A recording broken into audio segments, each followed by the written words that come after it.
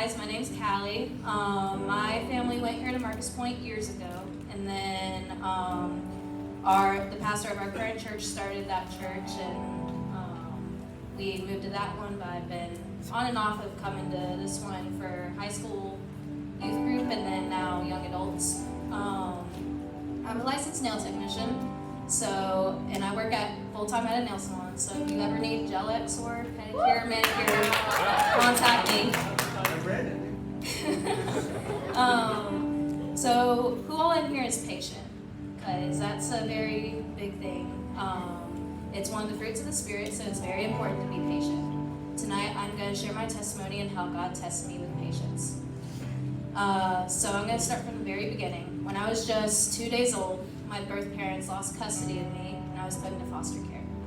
Fast forward to around 4 months old, my foster parents were getting me ready for church on Sunday morning.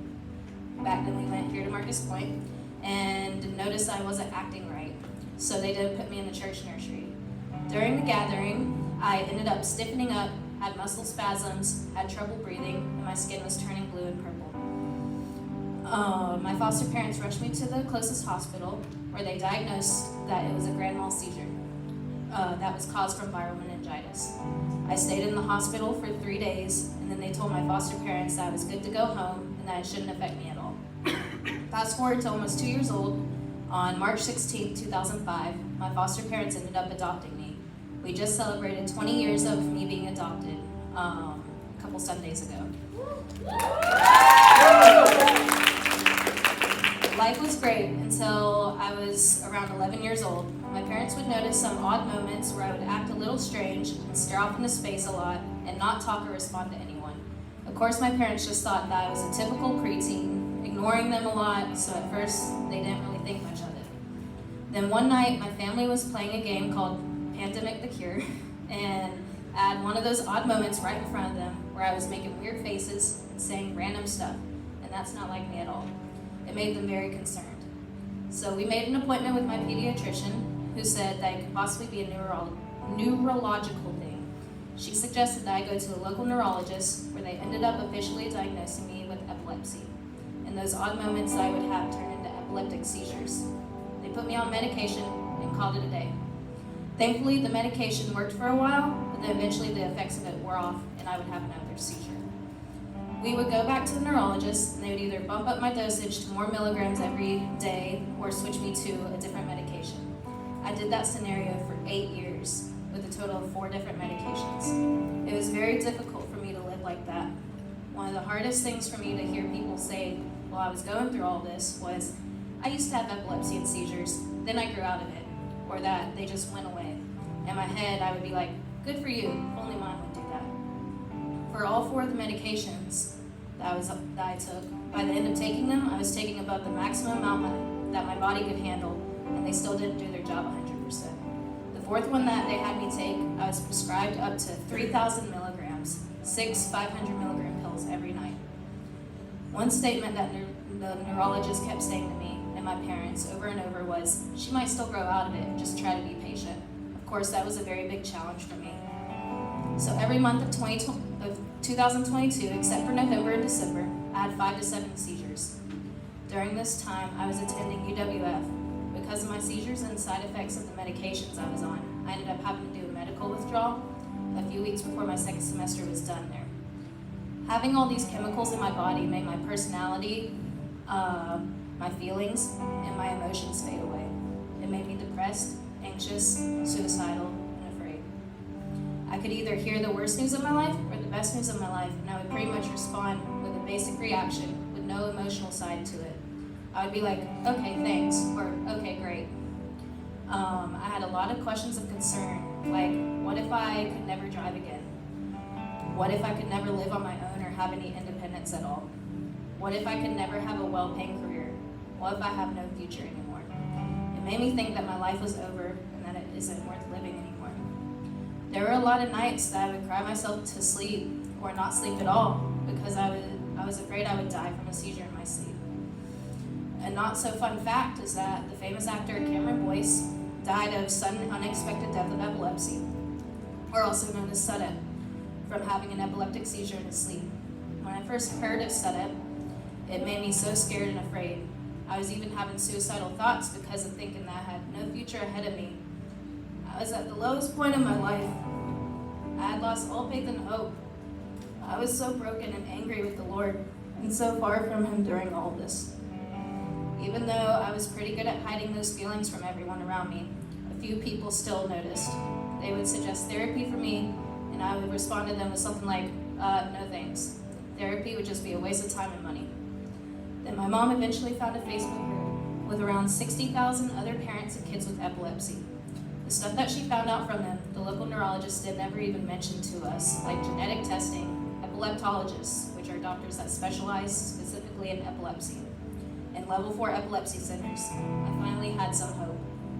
Then one day we had another telehealth appointment with the local neurologist, and we said to him, "We're done with all the medication.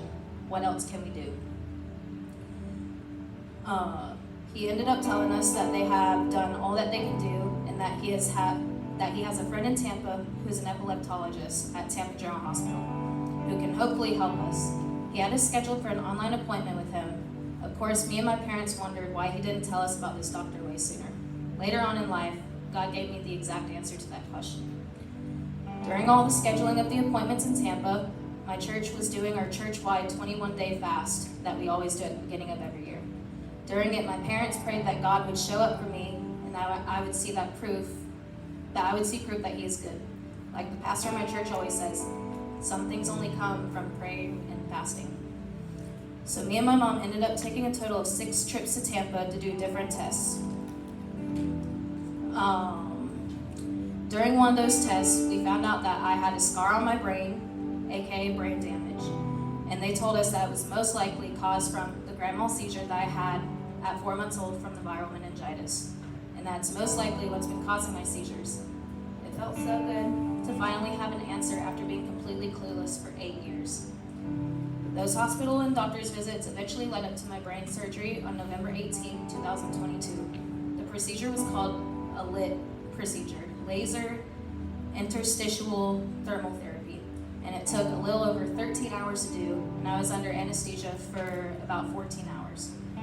Before the surgery, the doctors warned us that most people that had the same procedure done ended up having to stay at the hospital for months afterwards and do different therapies. Me and my parents talked about it, and I honestly wasn't worried about it. I just wanted a permanent solution. Right after I woke up, they wanted to make sure that my memory was fine, so they had my parents ask me questions about events that happened over the years that only I would remember, and I passed. I ended up going home not even 48 hours after my surgery. They had me take some laps around the hallways of the floor that I was on during my recovery to get blood flowing to my feet again. Of course, I didn't work, do any active stuff, or overthink too hard for a long time after it. They had me ease off my meds slowly after my surgery. Once I hit 6 months after my surgery, I was completely off of them. It has felt amazing not having to take any meds anymore after taking them for so long. With my last seizure being on November 9, 2022, I celebrated being 2 years seizure-free this past November.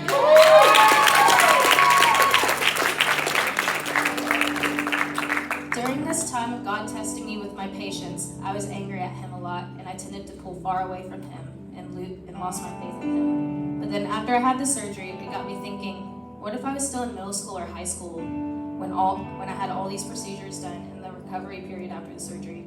All the work and tests that I would have missed. I would have been so far behind and would have to try to catch up. I might have even had to repeat a grade or do summer school. Thinking those thoughts made me realize that God already knows the plans and the timing that He has for you way before you ever do. A couple Bible verses that helped me along my epilepsy journey were Jeremiah 29:11. For I know the plans I have for you, declares the Lord, plans to prosper you and not to harm you, plans to give you hope in a future. And Isaiah 55:8-9. For my thoughts are not your thoughts, neither are your ways my ways, declares the Lord. As the heavens are higher than the earth, so are my ways higher than your ways, and my thoughts than your thoughts. The Lord never made me have my epilepsy on purpose. He made me have it for a purpose, to speak about it to people who could be struggling with similar stuff that I did, whether it's the seizures, having trouble with patience, or being at your lowest point. Just because miracles and answers to prayers don't come immediately doesn't mean they won't ever come. Give God patience and time to do it, and continue to have faith in Him. He already knows the plans he has for you. Mine took 8 long, tough years, but it was definitely worth it in the end.